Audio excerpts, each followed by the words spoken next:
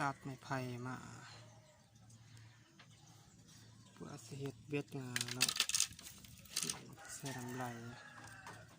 เอาธรรมดาลงถึงไปตัดเองประมาณ3 รังเนาะ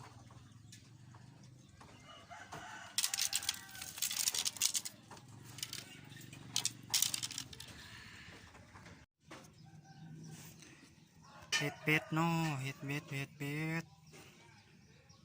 ฮ็ดหมากเป็ดเนาะบ่มีของกอกเอาการกล้วยกอว่าซะ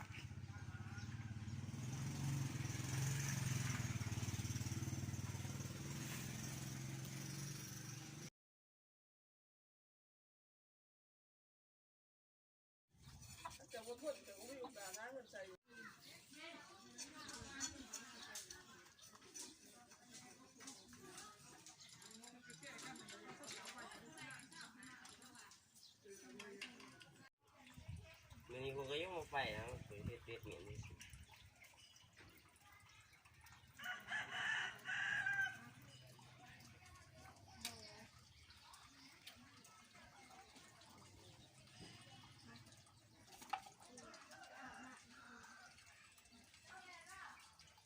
คอกูแก่